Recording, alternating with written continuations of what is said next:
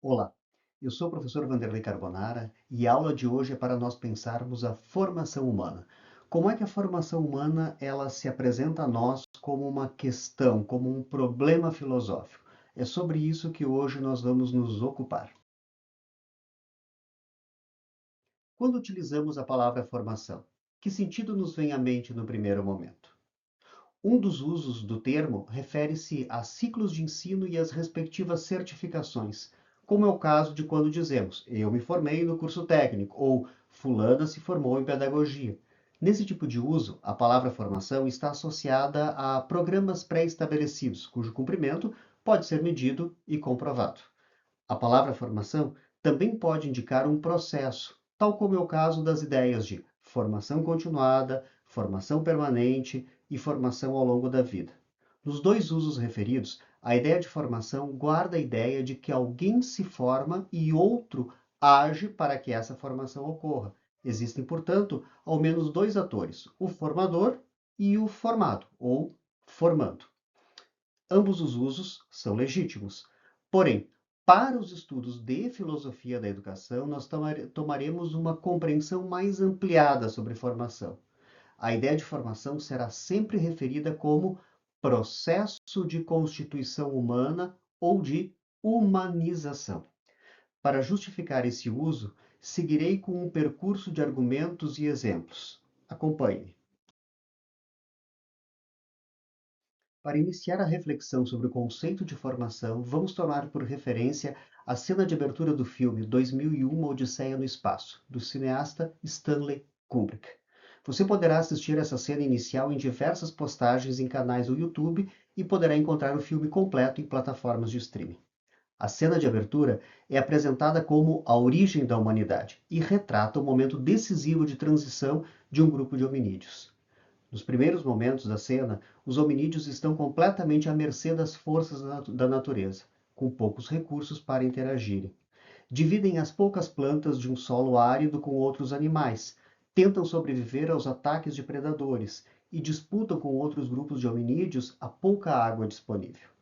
No entanto, o filme apresenta um momento de transformação radical. Um dos hominídeos se dá conta que ele pode manusear um osso e, a partir de uma determinada técnica desse manuseio, transforma o artefato numa ferramenta que amplia sua força.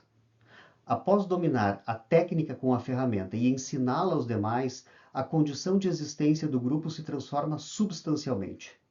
Tornam-se capazes de caçar e ampliar sua fonte de alimentação. Podem defender-se de predadores com mais recursos e, mesmo diante de outro grupo de hominídeos, agora terão maior poder de se apropriarem da fonte de água. Ao interpretar a cena sob uma perspectiva educacional, duas ideias podem ser destacadas. A primeira é a capacidade humana de criação. Ao criar a ferramenta, o hominídeo transforma sua condição para além do que dispunha naturalmente. A segunda ideia é a capacidade humana de ensinar aquilo que criou. Ao ensinar outros hominídeos a utilizarem a ferramenta, seu ato não se esgota no momento de criação, mas perpetua-se a outros, inclusive a novas gerações. A constituição do humano guarda esses dois processos como decisivos: criar e ensinar. Criar é dar um novo sentido. Ensinar é entregar ao outro esse sentido para que possa ser também transformado. Assim, aquele que aprende não somente repete o que lhe foi ensinado, mas sobre isso gera novas criações e novos ensinamentos. Aqui está o primeiro aspecto que eu quero destacar sobre o conceito de formação. A formação se refere à própria invenção da humanidade. Nossa condição humana não é apenas uma acomodação às condições naturais, mas nós transformamos continuamente essa condição e esse legado, geração após geração, segue se transformando. Para avançarmos na reflexão sobre a formação, eu quero mais uma vez me valer de uma produção audiovisual. Tratarei de algumas cenas do primeiro episódio da série Cidade dos Homens, produzido pela Rede Globo. Você encontra o episódio disponível no canal oficial Cidade dos Homens no YouTube. O episódio inicia na sala de aula de uma escola localizada em uma comunidade da cidade do Rio de Janeiro. A professora tem uma atividade planejada para sua aula de história em que tratará sobre o bloqueio continental napoleônico e a vinda da família real portuguesa para o Brasil. Para o momento da aula, ela tem slides que detalham a narrativa histórica.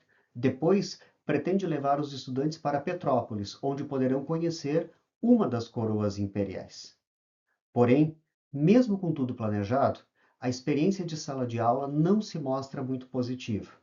Os alunos têm outros interesses e não se mantêm atentos às explicações da professora. Ao final do episódio, a cena retorna para a sala de aula em continuidade à aula anterior.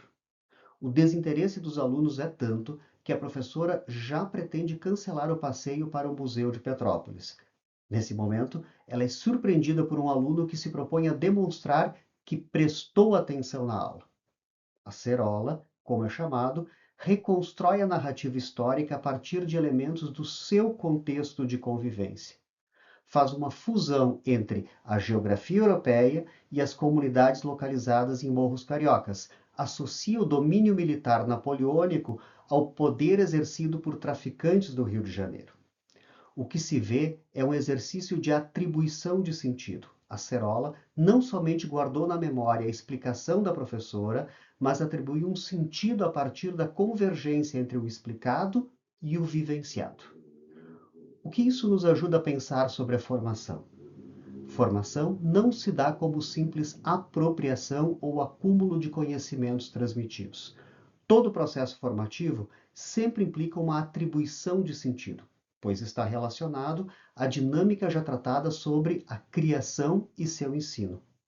Não se aprende o que é ensinado apenas como uma transmissão estéril. Toda aprendizagem resulta de uma relação ativa com o conhecimento ensinado. Aprendemos de forma significativa quando somos também criadores sobre aquilo que nos ensinam. Um aspecto importante a ser destacado: a formação não é sinônimo de escolarização, ou seja, não é apenas nos ambientes educacionais formais que nos formamos. Desde o nosso primeiro momento de vida, quando começamos a interagir com o ambiente e com outras pessoas, a formação já acontece. Formação tem relação, portanto, com a existência humana no mundo e com os outros. Também não há formação sem convivência humana, pois nos humanizamos a partir do encontro com os outros. Caso um bebê humano fosse privado de toda a convivência com outras pessoas, mas ainda assim recebesse alimentação e alguma proteção dos perigos, quando crescesse, não teria desenvolvido a grande maioria das características que reconhecemos como humanas. Embora nosso corpo tenha uma estrutura óssea e muscular que nos permite a postura ereta, só nos colocamos sobre os pés e caminhamos de cabeça erguida porque vemos outros fazerem. Embora nosso sistema fonético permita emitir uma grande quantidade de sons, só desenvolvemos linguagem oral porque mimetizamos sons e significados que outros pronunciam. Mais ainda, os comportamentos e as emoções humanas são criações culturais que ganham sentido na convivência e são aprendidos pelas novas gerações. Sentimos compaixões e somos invejosos, agimos solidariamente ou roubamos os bens alheios, amamos ou desprezamos sempre porque essas condutas e emoções fazem parte do contexto de convivência em que estamos inseridos. Portanto, aquilo que reconhecemos como humano, quer seja como exemplar ou como reprovável, é sempre resultado de um processo formativo. Pensar a formação nesse sentido é pensar a própria constituição humana. É pela formação que se chega às ideias de civilização, cultura e progresso. Também é pela formação que nos damos conta dos erros históricos e podemos definir nossos novos rumos para a nossa existência. Dentre as ideias já relacionadas à formação, destacarei uma: a cultura. Uma vez que a formação sempre tem relação com a convivência humana, com o que se cria, se ensina e se aprende nessa convivência, o ser humano em comunidade produz cultura. A cultura se refere a tudo que é construído nessa relação e ganha um sentido compartilhado numa comunidade humana. A cultura consolida modos de vida e produções humanas que se tornam legados que se perpetuam entre gerações e criam identidades de povos e nações. A formação age diretamente em relação com a cultura, pois desenvolve-a e assegura sua continuidade na história. Uma das expressões mais caras da cultura é a escrita. Por meio da escrita, as ideias elaboradas num contexto específico podem ser guardadas e revistas em outros tempos e ambientes. Muito do que nos reconhecemos como humanos nos chega por conta da escrita. É possível dizer, inclusive, que boa parte do que somos como humanos tem relação com os textos que lemos. Por isso, boa parte da humanidade se constitui pelas letras. Os estudos de filosofia da educação têm foco na compreensão das múltiplas formas em que se apresenta o conceito de formação. A cada aula, iremos explorar alguns desses aspectos. Pela sua atenção hoje, muito obrigado.